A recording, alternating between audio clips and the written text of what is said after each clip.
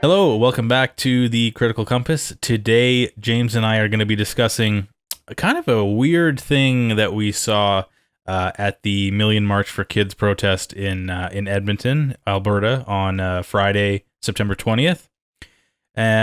We came across this interesting piece of equipment on our walk to where the protest is. I'll just pop it on the screen right now. And if anyone's ever seen this before, we hadn't. When we looked at the closer, it looks to be sort of it's a video monitoring and audio monitoring device that has some text on it. I'll switch over to the image with the text, and if you take a look, this is on the opposite side of where that previous picture was taken, and it says this area may be monitored and recorded. And we'll read the text on it later. But for now, James, why don't you've been doing a little bit of looking into this? So what are your thoughts on what we saw at the protest? Well, this wouldn't be the first protest that has some kind of monitoring, and we know that there was a lot of video and like surveillance of Ottawa during the trucker convoy.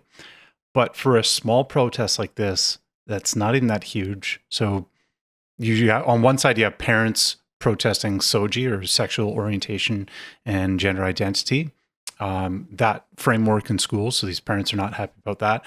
This protest was divided by a road. And then on the other side, you had like LGBT activists and at Antifa. And one thing to note, sitting closest to the Antifa side was this monitoring device. So the most charitable interpretation of this is that while the police want to be able to document anything if violence does occur, and the fact that they put it closer to Antifa, you could say that maybe they are legitimately concerned about the people in head to toe in all black with their face covered, and some of them are wearing gloves and helmets and tactical vests. So that's the most charitable interpretation. Yeah. And a lot of these things come from a standpoint of, well, it's rooted, or it's grounded in it's filling a need, and maybe there's some good in, maybe there's some kind of functionality. Either you have convenience, or you have some sort of a tool that makes something easier, or you have some kind of a tool that can be used for good. But I can also see this being used more of a malicious way. And the fact that a year ago, the same protest, the police they weren't treating everybody equally. You got pushed in the road. I recall. You were on the other side. You have this documented. We have a video on our channel. People can watch it. You were surrounded by protesters on the Antifa side, and some of them were Antifa. They're dressed in the black. They were pushing you onto the road, almost with their hands up, like, I'm not touching you. I'm not touching you. And they were being the aggressors. And in that case, the police talked to you and they told you to stop antagonizing them. So in that case, we have examples, and there are no shortage of other examples in other protests of police not doing what they should with Antifa members. So they've had plenty of opportunities, and even with video footage of activists or protesters being harassed by Antifa, and the police do not do their job. So this is why I'm doubting that the surveillance device will not be used for justice. It may be used for targeting protesters, or targeting people who are maybe not speaking. They're not saying the right things about the right people. Right. Yeah. That's, what I kind of had that feeling too. I mean, yeah, like you say, it was, I suppose, not comforting, but somewhat like, at least reassuring that the device was more closely on the side with the people very visually more likely to be the ones to pop anything off. But Yeah, I mean, at least based on my experience last year, I just doubt that was, that was a serious consideration. They also didn't really have too much of a police presence at this one. I mean, they were there, but like, I don't know, maybe we saw, 2 or 3 squad cars and just a couple officers sort of like very in the distance. Last year, I mean, it was a much bigger protest last year, but there was a lot more officers. They were kind of lining that, the grassy area between the roads there, and it was lots on bikes and like just a much bigger presence. So I think they scale based on, yeah, like, I think they have obviously marked police cars, and then they have their SUVs and stuff, and they were kind of parked in some of the parking lots behind.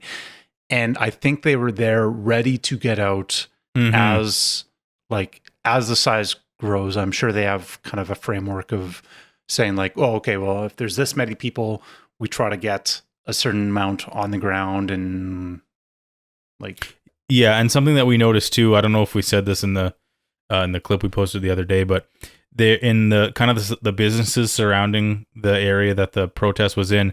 If you remember, there were like, they weren't even like disguised as security guards or anything. They were just straight up like police officers kind of monitoring the parking lots of the businesses that were nearby. And actually, I remember there was one that was sort of standing at the entrance to a parking lot that was, I assume, was monitoring for people who would park in it to go walk across the way, adjacent to where that lot was, to where the protest is. And actually further down that road, there was a, not quite a blockade, but sort of almost like a checkpoint, it looked like.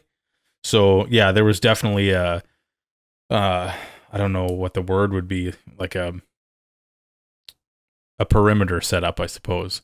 But yeah, so you know what? Let me just throw this on the screen here. This is the close-up that I took of that sign that was on the unit here, and I'll switch my screen over and I'll read this here. So it says closed circuit television camera system. This area may be monitored and recorded. And smaller text says this information is being collected for the purposes of law enforcement as authorized by Section 33 of the Freedom of Information and Privacy Act. And further down it says, for further information, contact the Edmonton Police Service Information and Privacy Coordinator at an address here and the telephone number. Actually, prior to this recording, earlier in the day today, when we decided that we were going to be talking about this, I did call that line, and it went to just went to a voicemail. So I left a voicemail, but I didn't hear back on anything. So we'll see if they call me back. I mean, I don't suspect that they have any reason not to. But if they put the number out there, unless they're just putting the number out there to see who would call, maybe they can, gather some information that way. But the message that I left was just I made a recording of the message that I left just for posterity. But basically, I said, I was just I was at the protest that day, and I was just curious what the about some information about what the equipment was that. There was a sign on it. They had a phone number, and if you had any questions, you could call. So that's all I'm doing. And we'll see what they say, if they say anything, or if they just put me on a list. Here's the thing: where if you're not already on a list, then you're doing something wrong. And I think people should not fear about being on a list, because as these things change, what is deemed acceptable gets smaller and smaller and smaller. So if you're afraid of ever being on the list, or if you're afraid of ever being put in that territory, then you're going to be pushed into a corner of a smaller and smaller acceptable range of what you can and cannot say. Yeah, that's right. So my biggest concern about this is that, well, we have not a whole lot of evidence to trust that any of these things will be used responsibly. I don't think we have the mechanisms for... Quite the contrary, actually. Yeah, like we don't have the mechanisms for accountability. And even in other cases in government, the accountability seems to be sidestepped. Either there's plausible deniability, or they push it off to a third party, and they seem to find a way around ever actually being able to pinpoint who's responsible for any of these things. Mm-hmm. And we have new bills coming in that at the time of this recording, it's still being debated in Parliament. We have Bill C-63, which is expanding. It's an online harms act. We have talked about this in the past, but part of the bill is like safety for like pornographic images for children and websites and reporting and that. But they've also expanded they're expanding the definition and penalties for hate speech. Right. So how does that interact with this increased surveillance? Is, well, you have what people are saying online, but you also have these deterrents of, well, if there's going to be penalties for what people are saying and or doing, or is hate speech, what if you have a sign?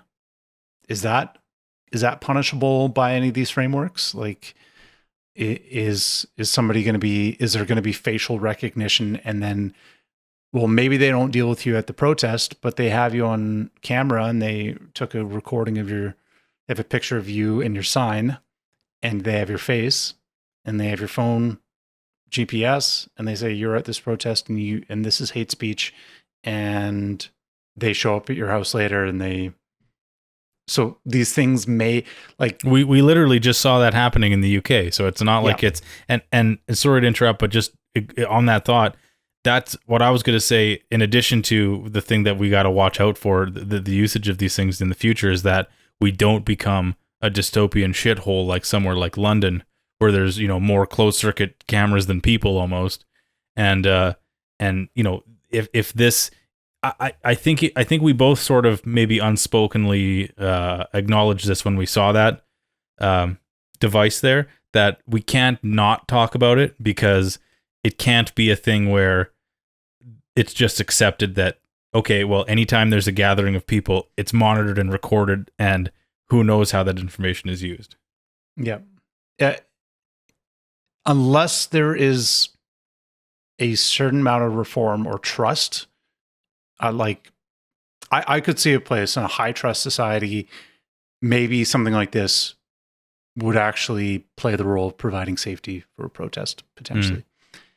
But we are not in that scenario We're not there, means. Yeah.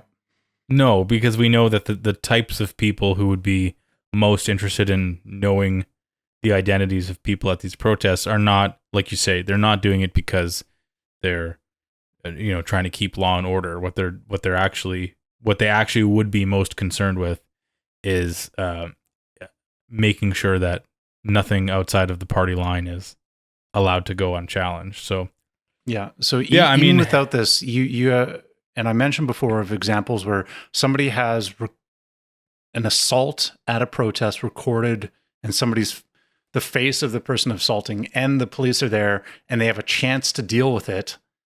And we have example after example of the police not doing anything about the person who committed assault. But if you flipped the script and the example is a different demographic against a different demographic, you would see that assault being, see somebody in handcuffs instantly. So,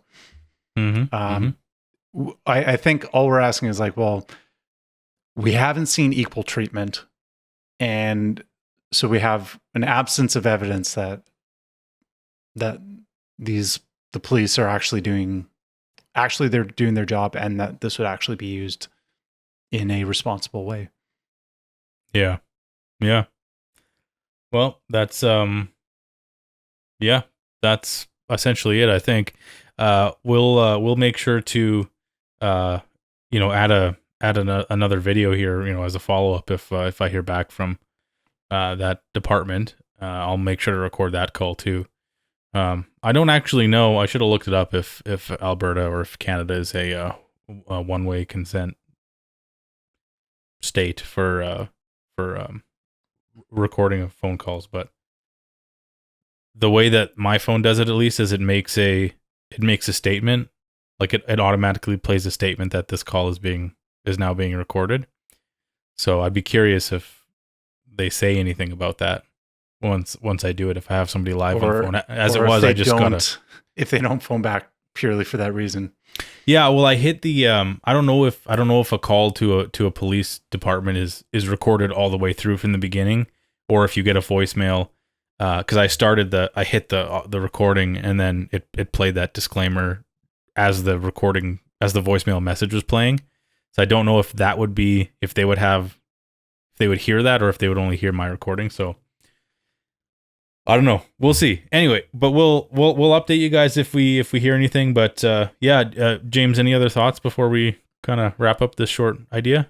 Well, I'm just curious if we'll see more of these, or if people have seen other examples as well. So hopefully on X, maybe we get some examples in the comments. I doubt this is the first use of this. It's just the first time that I've seen it. Yeah. It's it seemed like they had it ready to go. Protest. It's a tiny protest. And I'm like, this is not like they had it ready to go. This is not the first time. Yeah, that's right. Okay, well we'll keep you updated. Thanks for listening, guys. As always, you can follow us on YouTube, Rumble, Spotify, X, obviously. And we'll have links below. We'll have these images uploaded too for reference for anyone who's curious. And thanks as always, and we'll see you in the next one. All right. Cheers. Cheers.